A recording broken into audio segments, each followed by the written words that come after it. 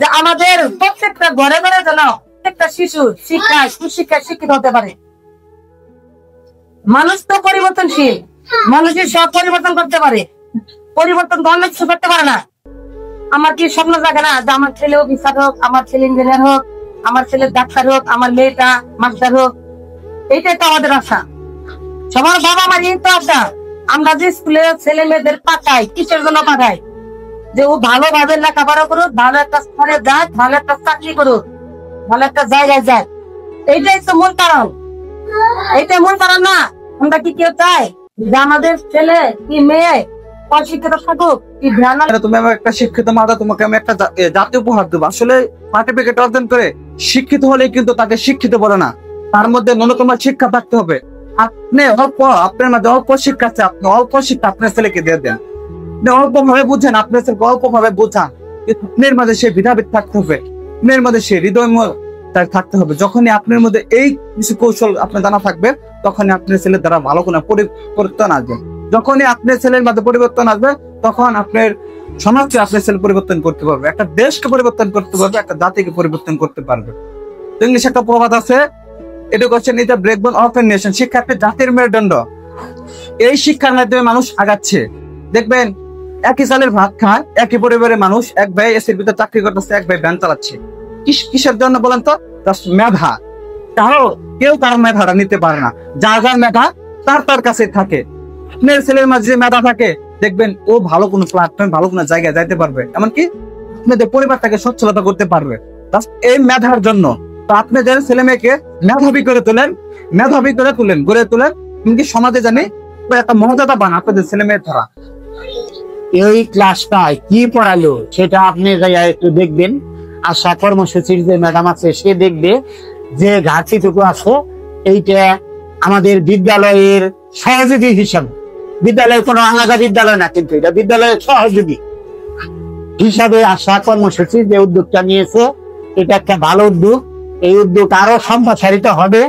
তাহলে এই ব্রাঞ্চের মাধ্যমে 15টা কেন্দ্র আছে, অলরেডি আরো 3টা কেন্দ্র ছেলেরা চালু হতে যাচ্ছে, আরো কেন্দ্র চালু হবো। এই আশাবাদ ব্যক্ত করে, আপনাদের সন্তানদের উজ্জ্বল ভবিষ্যৎ কামনা করে, আপনাদের সকলের সহযোগিতা কামনা করে, আমাদের বিদ্যালয়ের জন্য আপনারা সুপরামর্শ দিবেন। এখানে সেও যেভাবে আপনাদের সরকার ম্যাডাম কি জন্য নিয়োগ দিচ্ছে, সন্তানদের সমস্যা নিয়ে কথা বলবেন, সন্তানদের জন্য সময় দিবেন, এই আশাবাদ ব্যক্ত করে, এখানে যারা কষ্ট করে সময় নষ্ট করে উপস্থিত হয়েছেন তাদেরকে আরো একবার ধন্যবাদ জানিয়ে আমি আমার কথা শেষ করছি। আসসালামু আলাইকুম।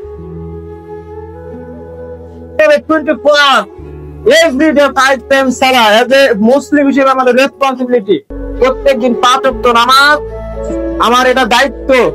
আমার সন্তান আদান দিছে, নামাজে গেল না ক্রিকেট খেলতে গেল না বন্ধু বান্ধব আড্ডায় গেল, এটা আপনার খোঁজ নিতে হবে। এটাকে বলে শিক্ষিত মা। আজকে আপনার সন্তান খেলার মাঠে বিকালের সময় হয়েছে, এখন আর পড়ালেখার দরকার নাই, খেলার সময় থেকে খেলার মাঠে পাঠিয়ে দেন। পড়ার সময় পড়ান, খেলার সময় খেলান, নামাজের সময় নামাজ পড়ান। আপনার সন্তান আগামী দিনে মানুষের মতো মানুষ হবে ইনশাআল্লাহ। এই কারণে আপনাদের আসলে বিষয়টা বুঝতে হবে যে কোন কথা বললে, কি কাজ করলে কথাটা শুনবে। আজকে দেখেন আপনার সন্তানটা যাতে মানুষ করতে পারে, এটা ইচ্ছা করলে পারা যায়। আমরা জানি where there is will there is a way. ইচ্ছা যদি থাকে উপায় হবে।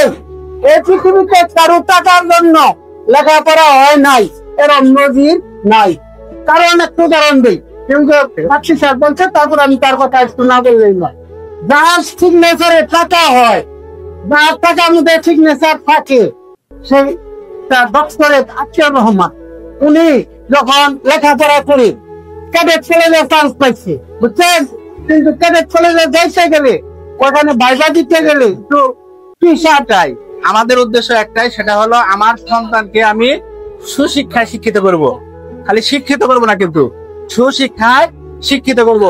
আমার সন্তান আদব কায়দায় সকলেই যেন বলতে পারে যে আমার সন্তানটা ভালো, এ কথা জানি বলতে পারি। খালি শিক্ষিত করলে হবে না, সুশিক্ষায় শিক্ষিত করতে হবে।